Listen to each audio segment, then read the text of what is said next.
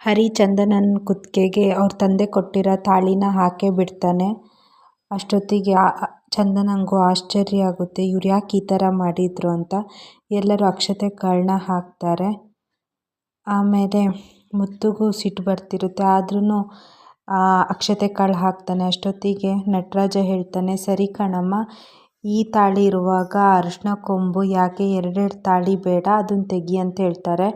ಅಷ್ಟೊತ್ತಿಗೆ ಅಲ್ಲಿ ಮುಂದೆ ಒಬ್ಬರು ಕೂತವರು ಬಂದು, ಹುಡುಗಿ ತೆಗಿಯೋದು ಬೇಡ, ಅದು ನಾನು ತೆಗಿತೀನಿ ಅಮ್ಮ ಅಂತ ಸ್ಟೇಜ್ ಮೇಲೆ ಬರ್ತಾಳೆ. ಅಷ್ಟೊತ್ತಿಗೆ ನಟರಾಜ ಕೇಳ್ತಾನೆ, ಈ ಊರಲ್ಲೂ ಇಂಥ ಒಳ್ಳೆ ಜನ ಇದ್ದಾರೆ, ಈ ಊರಲ್ಲಿ ಬರೀ ಹುಳುಕ್ ತುಂಬಿಕೊಂಡವರೇ ಇರೋದು, ನಿಮ್ದು ಯಾವ ಊರಮ್ಮ ಅಂದಾಗ, ನಂದು ಇದೇ ಊರು ಅಂದಾಗ ನಟರಾಜಗೆ ಆಶ್ಚರ್ಯ ಆಗುತ್ತೆ, ಈ ಊರವರ ಅಂತ.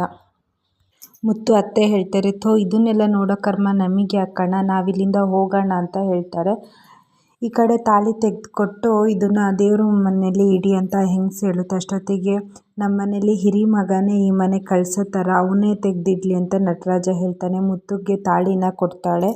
ಮುತ್ತು ತಗೊಂಡು ಒಳಗೆ ಹೋಗ್ತಾನೆ. ಅಷ್ಟೊತ್ತಿಗೆ ನಟರಾಜ ಹೇಳ್ತಾನೆ, ನನ್ನ ಕಾಲಿಗೆ ಬಿದ್ದು ಆಶೀರ್ವಾದ ತಗೊಳ್ಳಿ, ಮದುಮಕ್ಕಳಿಗೆ ಇದನ್ನು ಹೇಳಬೇಕಾ ಅಂತ ಹೇಳ್ತಾರೆ. ಹರಿ ಇದ್ದವನು, ಇದೊಂದು ಲಾಸ್ಟ್ ಕಣ್ರಿ, ನಿಮಗೆ ಏನು ತೊಂದರೆ ಕೊಡಲ್ಲ, ನೀವು ಹೋಗಿ ರೆಸ್ಟ್ ಮಾಡ್ಬೋದು, ಇದೊಂದು ಮಾಡೋಣ ಅಂತ ಹೇಳ್ತಾನೆ. ಆಶೀರ್ವಾದ ತಗೊಳ್ತಾರೆ. ಅಷ್ಟೊತ್ತಿಗೆ ಬೇಗನೆ 1 ಡಜನ್ ಮಕ್ಕಳೆತ್ತಿ ನನ್ನನ್ನು ತಾತನಾಗಿ ಮಾಡಿ ಅಂತ ಹೇಳಿ ನಟರಾಜ ಆ ಕಡೆ ಹೋಗುತ್ತೆ. ಚಂದನಂಗಂತೂ ಸಿಟ್ಟು ಬರುತ್ತೆ. ಈ ಕಡೆ ಮುತ್ತು ತಾಳಿ ತಂದು ಅಮ್ಮನ ಫೋಟೋದ ಹತ್ರ ನಿಂತಿರ್ತಾನೆ. ಮುತ್ತು ದುಃಖದಲ್ಲಿ, ಅಮ್ಮ, ಮುಕ್ಕೋಟಿ ದೇವ್ರಿಗಿಂತ ಅಮ್ಮನೇ ದೇವರು ಅಂತ ಹೇಳ್ತಾರೆ.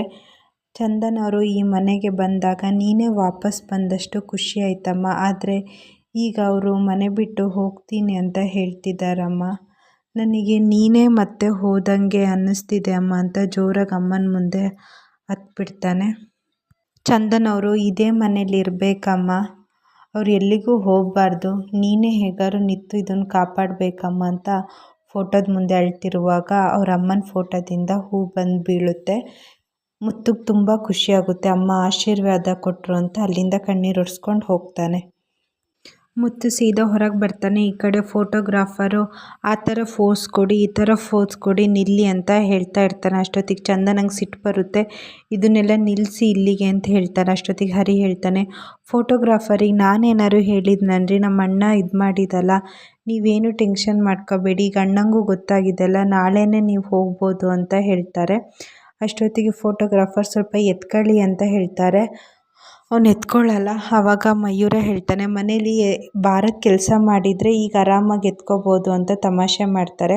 ಅಷ್ಟೊತ್ತಿಗೆ ಕಂಠಿ ಹತ್ರ ಕೇಳ್ತಾನೆ, ಅಣ್ಣ ಡ್ಯಾನ್ಸ್ ಮಾಡೋಣವಾ ಅಂತ. ಅಷ್ಟೊತ್ತಿಗೆ ಮುತ್ತು ಹೊರಗೆ ಬರೋದು ನೋಡಿ, ಅಣ್ಣನೂ ಕರ್ಕೊಂಡು ಹೋಗೋಣ, ಬುಲಿ ಸಾಂಗ್ ಹಾಕೋ ಅಂತ ಡ್ಯಾನ್ಸ್ ಮಾಡ್ತಾನೆ. ಆದರೆ ಮುತ್ತುಗೆ ಡ್ಯಾನ್ಸ್ ಮಾಡೋಕ್ಕೆ ಮನಸ್ಸೇ ಇರಲ್ಲ, ತುಂಬ ಬೇಜಾರಿರುತ್ತೆ.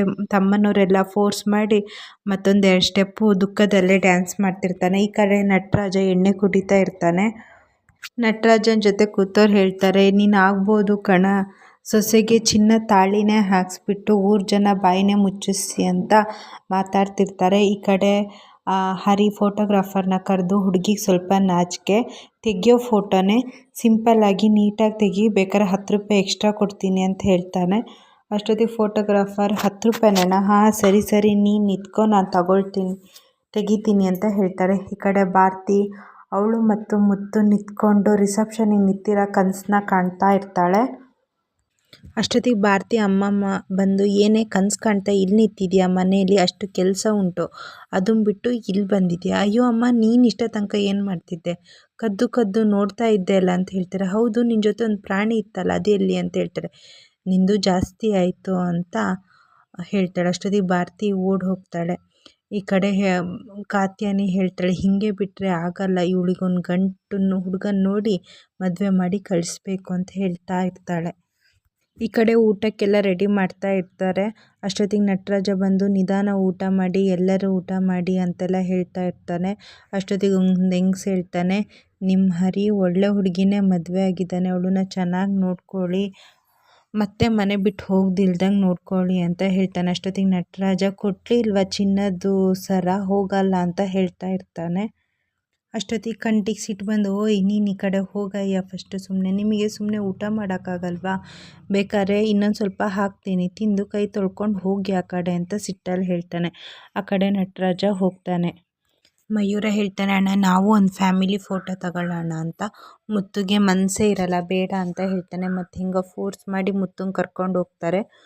ಫೋಟೋ ತೆಗಿತಾ ಇರ್ತಾರೆ. ಅಷ್ಟೊತ್ತಿಗೆ ನಟರಾಜ ಬಂದು, ನಾನು ಇಲ್ಲದೆ ಫ್ಯಾಮಿಲಿ ಫೋಟೋ ಹೆಂಗಾಗುತ್ತೆ ಅಂತ ಅವನು ನಿಂತ್ಕೊಳ್ತಾನೆ. ಫೋಟೋ ಆಗುತ್ತೆ. ಅಷ್ಟೊತ್ತಿಗೆ ಮಯೂರ ಹೇಳ್ತಾನೆ, ಇದೊಂದು ಫ್ರೇಮ್ನ ದೊಡ್ಡಕ್ಕೆ ಮಾಡಿ ಚೆನ್ನಾಗಿ ಎಡಿಟಿಂಗ್ ಕೊಟ್ಟು ಬ್ರೈಟ್ನೆಸ್ ಆಗಿ ಕೊಡಬೇಕು, ಇದನ್ನು ನಮ್ಮನೆಗೆ ಫ್ರಂಟಲ್ಲಿ ಹಾಕೋಣ ಅಂತ ಹೇಳ್ತಾರೆ. ಅಷ್ಟೊತ್ತಿಗೆ ಭಾರತಿ ಇದ್ದವಳು ಮುತ್ತು ಹತ್ರ ಬಂದು, ಮಾವ ನಾವು ಒಂದು ಫೋಟೋ ತೆಗೆಸ್ಕೊಳ್ಳೋಣ ಅಂತ ಹೇಳ್ತಿರ್ತಾಳೆ. ಅಷ್ಟೊತ್ತಿಗೆ ಮುತ್ತು ಇದ್ದವನು ಬೇಡ, ಏನಕ್ಕೆ ಅಂತ ಹೇಳ್ತಾನೆ. ಅಷ್ಟೊತ್ತಿಗೆ ಭಾರತಿ ಫೋಟೋಗ್ರಾಫರ್ನ ತೆಗೆದು ನಮ್ದಿಬ್ರದ್ದು ಒಂದು ಫೋಟೋ ತೆಗೀರಿ ಅಂತ ಹೇಳ್ತಾಳೆ. ಮಾವ ಒಂಚೂರು ನಗು ಅಂತ ಹೇಳ್ತಾನೆ.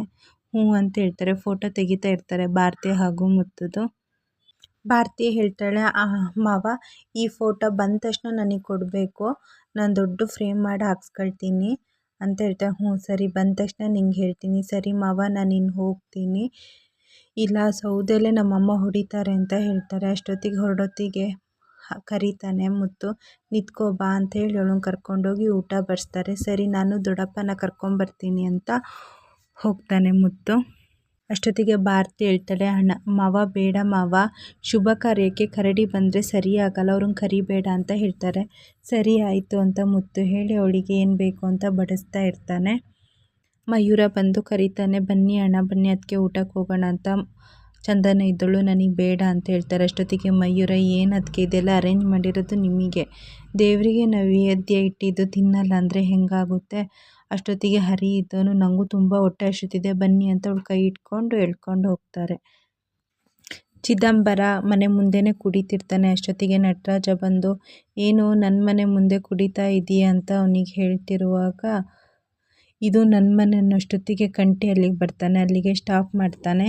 ಈ ಕಡೆ ಮಯೂರ ಹರಿ ಮತ್ತು ಚಂದನನ್ನು ಊಟ ಕರ್ಕೊಂಡು ಹೋಗಿದ್ದಾನೆ. ಇಷ್ಟು ಇವತ್ತಿನ ಸಂಚಿಕೆಯಲ್ಲಿ ನಡೆದಿದೆ. ಈ ವಿಡಿಯೋ ನಿಮ್ಗೆ ಇಷ್ಟ ಆಗಿದ್ರೆ ಲೈಕ್ ಮಾಡಿ, ಶೇರ್ ಮಾಡಿ, ಹಾಗೆ ಚಾನಲ್ನ ಪ್ಲೀಸ್ ಸಬ್ಸ್ಕ್ರೈಬ್ ಮಾಡಿ.